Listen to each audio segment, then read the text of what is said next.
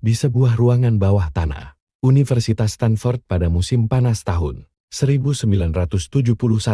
Seorang profesor psikologi bernama Philip Zimbardo sedang bersiap untuk menjalankan sebuah eksperimen yang akan mengubah cara kita memandang sifat manusia selamanya. Eksperimen ini tampaknya sederhana. Sekelompok mahasiswa biasa akan bermain peran sebagai sipir dan tahanan dalam simulasi penjara selama 2 minggu. Tidak ada ancaman nyata, tidak ada paksaan, hanya peran yang harus dimainkan. Namun, apa yang terjadi dalam beberapa hari berikutnya mengejutkan semua orang.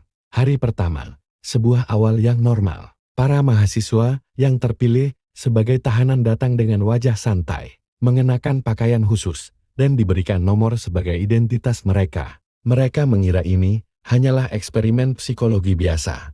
Di sisi lain, mereka yang berperan sebagai sipir diberi seragam, tongkat, dan kacamata hitam. Mereka tidak diberi instruksi ketat tentang bagaimana harus bertindak.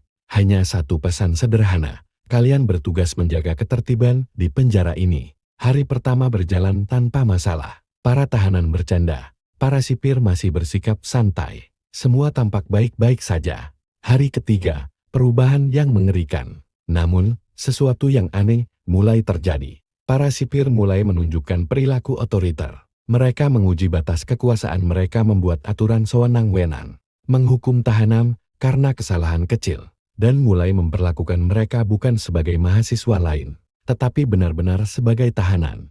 Para tahanan yang awalnya menertawakan eksperimen ini, mulai merasakan tekanan psikologis. Beberapa di antaranya mencoba melawan, tetapi semakin mereka melawan, semakin keras sipir menekan mereka.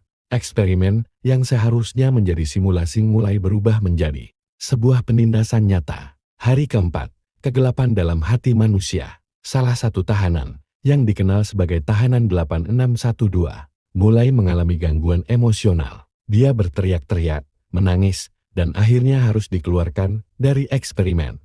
Namun, alih-alih membuat para sipir sadar, kejadian ini justru membuat mereka semakin kejam. Mereka mulai melakukan hukuman fisik dan psikologis, memaksa tahanan untuk melakukan push-up berulang kali, menghina mereka, bahkan membuat mereka saling melawan satu sama lain. Yang lebih mengejutkan, para tahanan yang masih bertahan mulai menerima perlakuan ini tanpa perlawanan. Mereka tidak lagi melihat diri mereka sebagai mahasiswa yang sedang ikut eksperimen. Mereka benar-benar merasa sebagai tahanan sungguhan. Hari ke-6, eksperimen yang harus dihentikan. Eksperimen yang direncanakan berlangsung 2 minggu terpaksa dihentikan setelah 6 hari saja. Mengapa? Karena Zimbardo sendiri hampir kehilangan kendali atas eksperimen ini. Sebagai pengawas, dia juga terbawa suasana dan hampir tidak menyadari seberapa parah keadaan di dalam penjara buatan itu. Yang akhirnya menyadarkannya adalah seorang wanita bernama Christina Maslach, seorang psikolog yang kebetulan mengunjungi eksperimen tersebut. Saat melihat bagaimana para sipir memperlakukan tahanan, dia terkejut dan berkata kepada Zimbardo, "Apa yang kamu lakukan ini tidak manusiawi." Saat itulah Zimbardo sadar eksperimen ini bukan lagi sekadar penelitian psikologi. Ini adalah bukti nyata bagaimana lingkungan dan peran sosial dapat mengubah orang baik menjadi jahat. Bertahun-tahun kemudian, Zimbardo menyusun hasil eksperimen ini dan menyadari bahwa fenomena yang sama terjadi di dunia nyata. Kejahatan perang, seperti penyiksaan tahanan di penjara Abu Ghraib tahun 2003, genosida, seperti pembantaian di Rwanda tahun 1994, bullying di sekolah dan tempat kerja, di mana orang-orang yang awalnya baik ikut-ikutan menindas yang lemah. Dari sini lahirlah Lucifer Effect, sebuah teori yang menjelaskan bahwa kejahatan bukan hanya datang dari orang jahat, tetapi juga bisa muncul dari orang baik yang berada dalam situasi yang salah. Kisah ini bukan hanya tentang eksperimen Stanford. Ini adalah peringatan bahwa setiap manusia memiliki sisi baik dan sisi jahat, dan lingkungan yang salah bisa membuat kita melakukan hal-hal yang tidak pernah kita bayangkan sebelumnya. Namun, ada satu pelajaran penting: jika lingkungan bisa mendorong kita menjadi jahat, maka lingkungan yang baik juga bisa membuat kita tetap teguh dalam kebaikan. Maka, pertanyaannya bukan hanya tentang siapa yang jahat atau baik, tetapi lebih kepada saat berada dalam situasi sulit, apakah kita akan tetap berpegang pada nilai moral kita? atau membiarkan lingkungan mengubah kita. Apakah manusia bisa tetap baik dalam situasi jahat? Jawabannya, bisa, tapi tidak mudah. Lucifer Effect menunjukkan bahwa siapapun bisa berubah menjadi jahat jika berada dalam situasi yang mendukung. Namun, bukan berarti manusia tidak bisa bertahan dalam kebaikan. Ada cara untuk mencegah perubahan negatif dan tetap teguh pada nilai moral. Meskipun lingkungan sekitar penuh tekanan, bagaimana manusia bisa tetap baik? 1. Kesadaran diri self-awareness. Kita harus sadar bahwa kita semua rentan terhadap pengaruh lingkungan.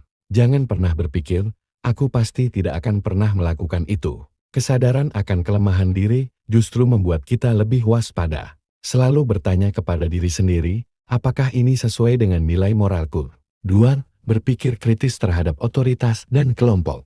Jangan mengikuti perintah atau norma sosial tanpa berpikir terlebih dahulu. Patuhi aturan yang benar, bukan sekadar yang diperintahkan. Contoh, dalam kasus eksperimen Milgram, banyak orang menyiksa orang lain hanya karena diperintah. Jika mereka menolak dari awal, kejahatan tidak akan terjadi. 3. Jangan biarkan diri terjebak dalam kepatuhan bertahap. Kejahatan besar sering dimulai dari tindakan kecil yang terlihat sepele. Jangan terjebak dalam spiral kejahatan bertahap. Misalnya, awalnya hanya menutup mata terhadap ketidakadilan, lalu mulai ikut-ikutan. Akhirnya menjadi pelaku utama. 4. Tetap berpegang pada identitas dan nilai pribadi. Dalam situasi kelompok, banyak orang kehilangan identitasnya dan menjadi bagian dari massa. Ingatlah siapa dirimu dan prinsip yang kamu pegang. Jika lingkunganmu berubah menjadi toksik, jangan ragu untuk keluar atau melawan. 5. Memilih lingkungan yang sehat. Lingkungan sangat berpengaruh pada perilaku manusia. Jika kita dikelilingi orang-orang yang menormalisasi kejahatan, kita akan lebih mudah terpengaruh. Bergaul dengan orang-orang yang menjunjung tinggi nilai moral dan etika. 6. Menjadi agen perubahan, bukan pengikut pasif. Jangan hanya diam ketika melihat ketidakadilan.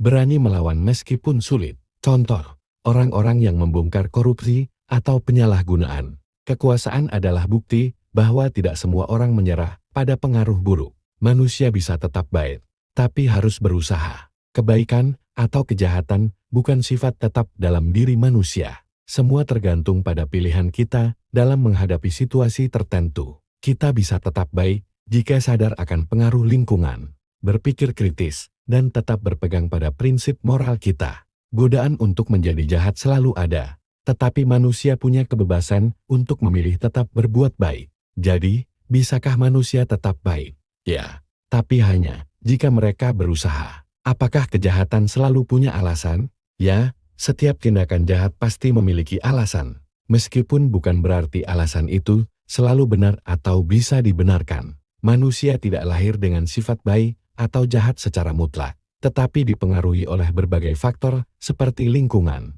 situasi, tekanan sosial, dan keputusan pribadi. Namun, alasan di balik kejahatan bisa bermacam-macam. 1. Kejahatan karena pengaruh lingkungan. Banyak orang melakukan kejahatan karena mereka tumbuh di lingkungan yang mendukung tindakan tersebut. Contoh, anak-anak yang dibesarkan dalam lingkungan penuh kekerasan lebih rentan menjadi pelaku kekerasan saat dewasa. Pelajaran, jika ingin mengurangi kejahatan, perbaiki lingkungan sosialnya. 2. Kejahatan karena kepatuhan terhadap otoritas. Seperti dalam eksperimen Milgram, banyak orang melakukan tindakan jahat bukan karena mereka ingin, tetapi karena mereka diperintah oleh otoritas. Contoh nyata, tentara yang melakukan kejahatan perang karena diperintah oleh atasan. Pegawai yang menutup mata terhadap korupsi di perusahaan karena takut kehilangan pekerjaan. Pelajaran, jangan hanya mengikuti perintah tanpa berpikir, apakah itu benar atau salah.